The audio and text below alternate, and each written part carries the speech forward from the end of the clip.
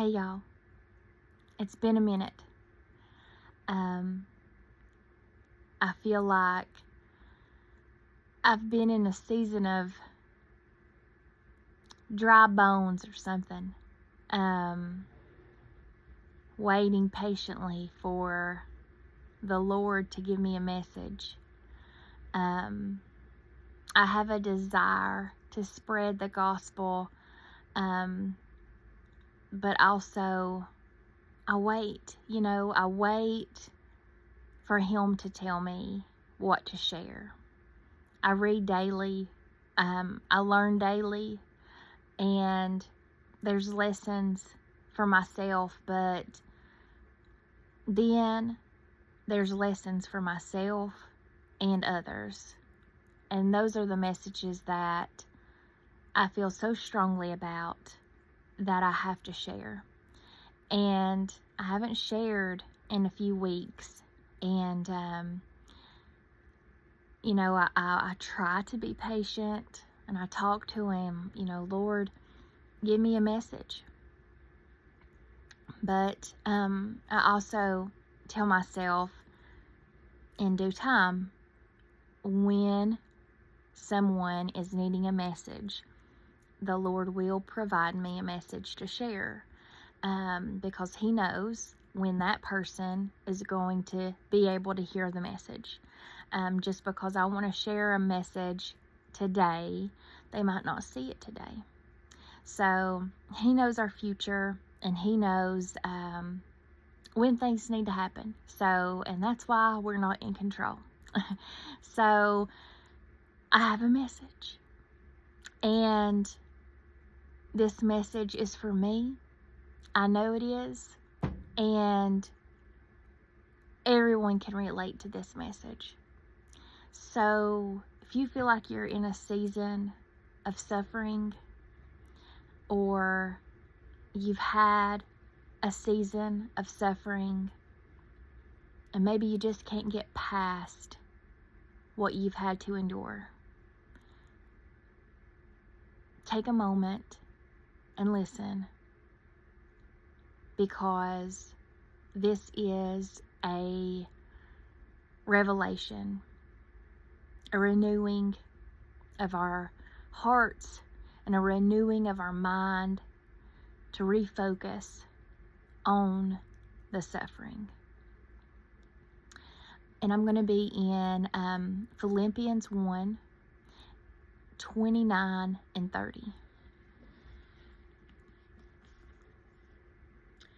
For unto you it is given in the behalf of Christ, not only to believe on Him, but also to suffer for His sake, having the same conflict which ye saw in me, and now here to be in me.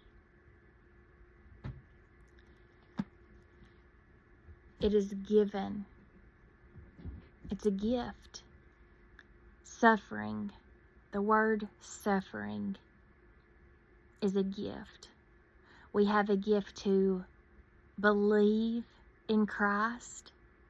We were given that gift of Christ, that we get to choose to believe, but to also suffer for Him. Now I read that, and I feel like most of us would be like, a gift of suffering? I don't understand how that would be a gift, because gifts are supposed to be nice, and you would want it, but who wants to suffer? Well, unfortunately, our flesh is so wrong in so many ways that it has to be disciplined in some way, because we make so many wrong decisions daily. Whether we have given our hearts to the Lord or whether we haven't, we all make mistakes daily. So I looked up the word suffering in reference to the Bible. And it teaches us suffering means strengthening our faith, drawing closer to Him. Actions showing you aren't alone. It's a privilege, a way to conform to Him. It's not a consequence, but an act of service. And it's a gift. We've all had a time of suffering in our lives. You may be walking through your suffering time at this very moment. Or maybe it was a time in the past that you just can't get over. You keep going back to that time. Still feel the effects of that time. Either way, it's a time we'll never forget in our lives. Our flesh counts that suffering as a slap in the face, a consequence of wrongdoing. Now, given we do reap what we sow, but I'm talking about that suffering that hits you out of nowhere, leaving you standing with your mouth open wide, wondering what you've done to deserve this punishment. I know when I first got diagnosed with cancer, I thought that. I thought, what have I done? That was so bad that a 26-year-old mom of a 3-year-old deserved cancer. What have I done? That was so bad.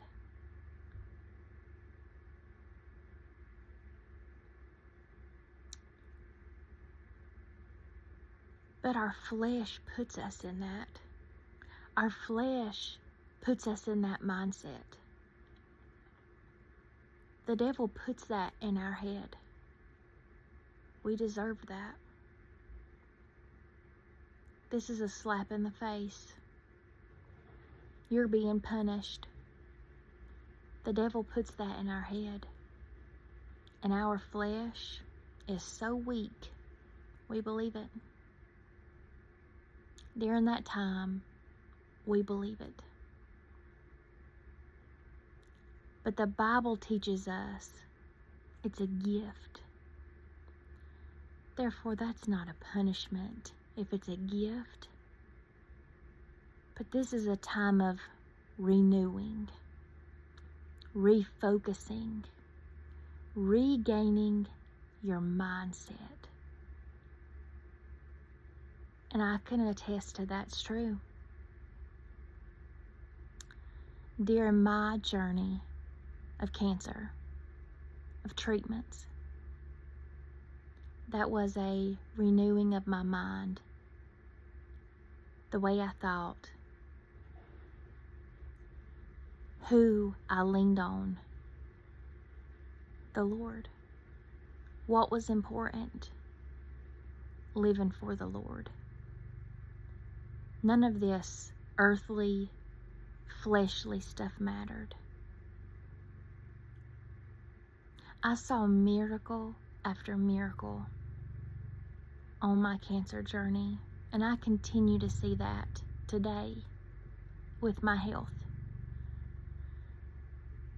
He saved me. He saved me from hell. And He saved me from dying. He gave me another chance to make it right, to live for Him. And He gave me another chance to live with my baby. During that time of suffering, there's nobody else that we can lean on but Him. Because nobody here on earth is going to help us with any type of suffering we walk through.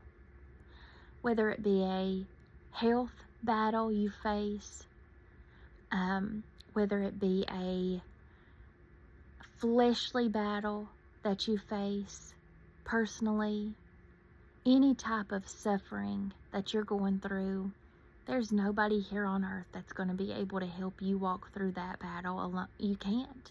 Nobody is here to help. We seek words and we seek advice from others, but none of their words really help. None of their words and none of their actions really help us. There's only one person that can help us, and that's the Lord. And while you're down in that valley, you realize that He's the one you can count on. And if you haven't realized that yet, start talking to Him.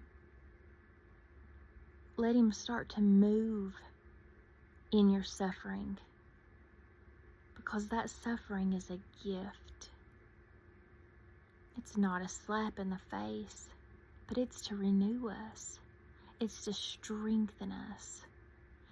It's to put us back on track. It's to shake all that flesh off of us so we can be the soldiers that He wants us to be, that He has planned for us. It's a gift. Don't let the devil steal that gift of suffering from you, because he wants us to get mad. He wants us to question the plan, and he wants us to feel sorry for ourselves.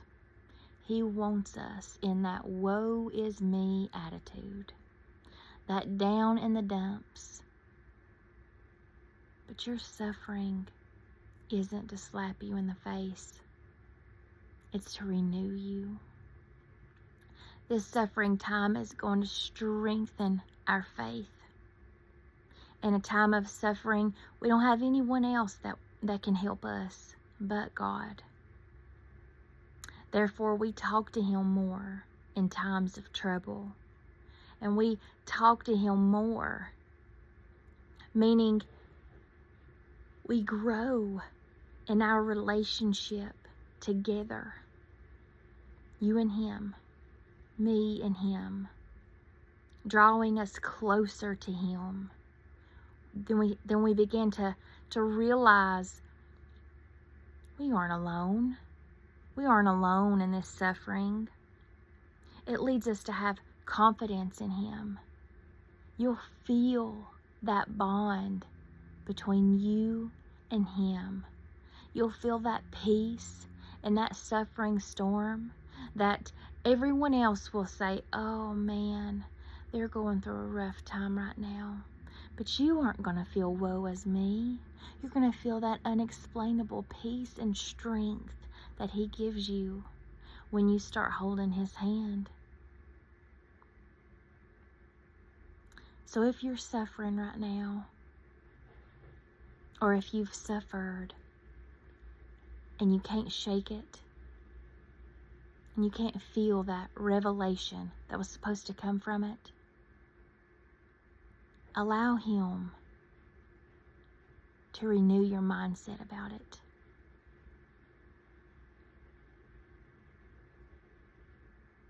Renew your mindset about suffering. Suffering is not meant to hurt you. Suffering is a gift to renew you, to strengthen you, to make you better. It's hard to think like that. I know. I've been there. I've been there. But once I've realized that it only made me better,